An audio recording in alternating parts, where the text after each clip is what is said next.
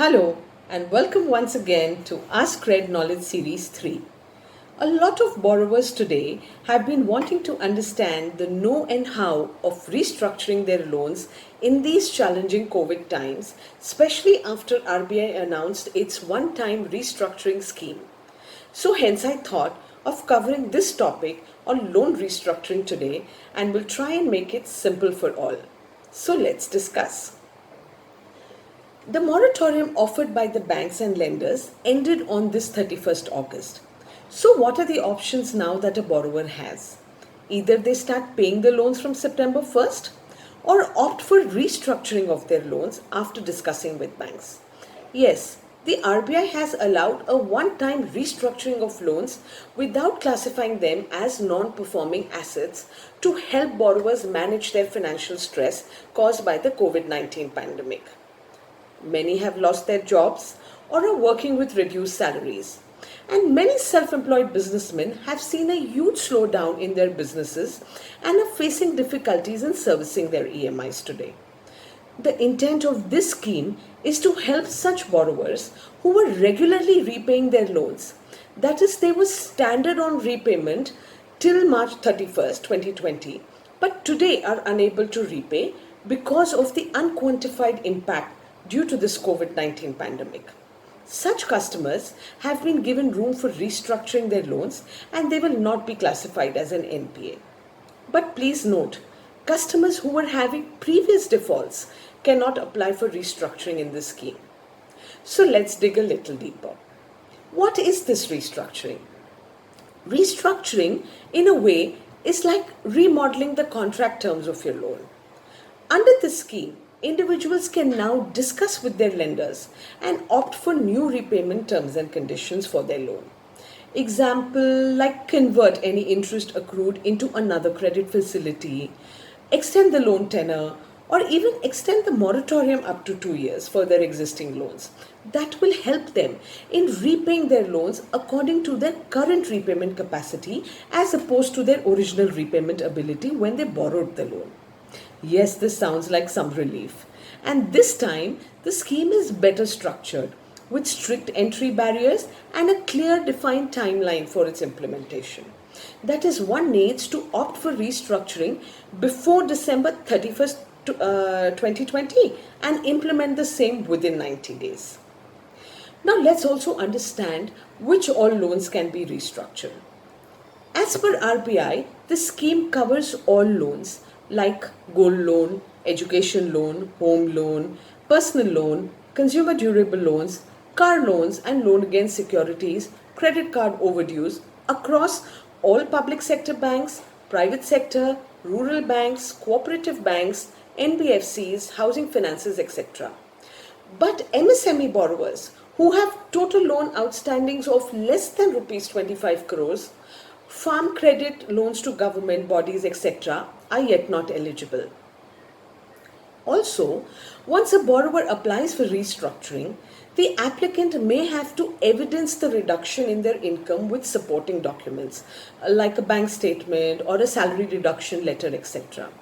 The bank bases these documents and information provided will then assess the viability of the customer to pay the restructured EMIs before they grant the restructuring option.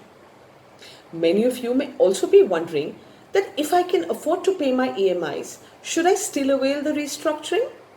In my opinion, restructuring of a loan is an extreme option, and only borrowers who are genuinely hit and their financial status today is disrupted due to the COVID should consider the restructuring facility. If your financial condition is stable, or if you have savings or some emergency fund, then one should consider regularizing their loan by paying the overdues and one should not opt for restructuring. What are the options now after the moratorium period is over? Can one get a lower rate of interest while restructuring their loan? I'm sure many of you have such questions.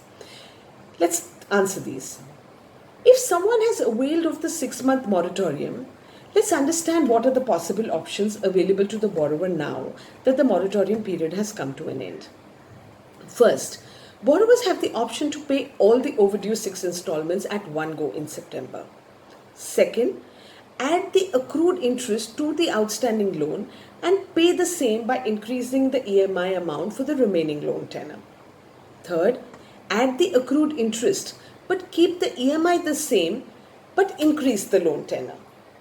Borrowers also have the option of converting the interest accrued during the moratorium period into a separate loan or even increase the moratorium period to 2 years. But one must note that none of these options come for free. There is a cost involved because interest continues to accrue, which can make it a very expensive option, especially in case of large ticket size loans like a home loan.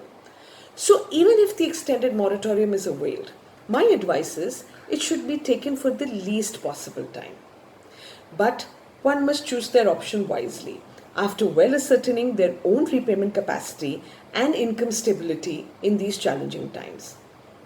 Many have also asked me, can they apply for restructuring now even though they did not apply for moratorium before? Yes, you can.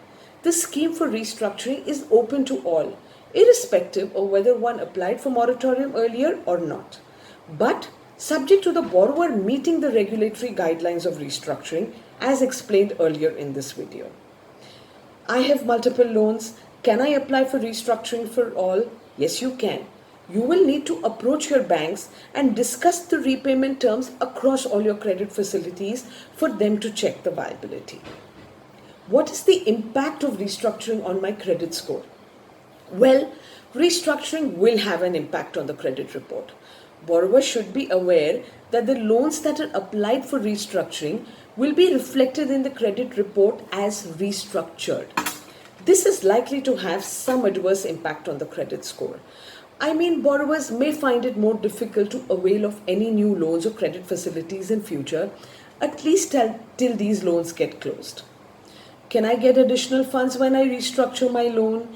If I restructure my loan, will I get disqualified for loans in the future? I'm sure some of these are worrying questions. Well, in today's scenario, anyways, availing a credit facility from a bank or an NBFC can be challenging for many. Banks are finding it difficult to underwrite loans in such an environment simply because incomes are uncertain. Largely so for self-employed segment where cash flows cannot be ascertained due to this pandemic. Hence, in the given uncertain environment, unsecured loans would be difficult to obtain.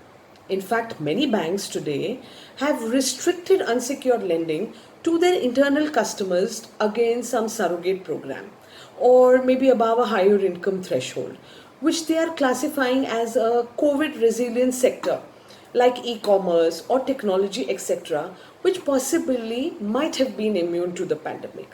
Hence, borrowers who will now apply for restructuring on their existing loans may find it more difficult to avail of any new loans or credit facilities in future, at least till these loans are closed.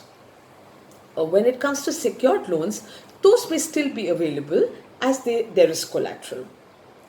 What are the concerns that one can face if they opt for the restructuring scheme?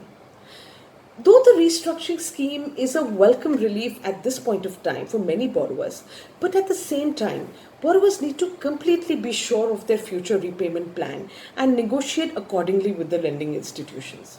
If thereafter the borrower misses a single payment, the lending institution will follow up from month one, and recurrent non-payment would land the borrower into a deeper debt trap and also severely impact the overall credit profile of the borrower.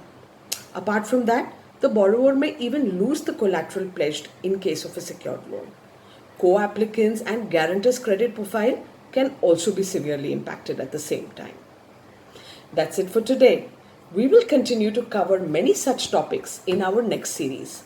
So do subscribe and stay tuned.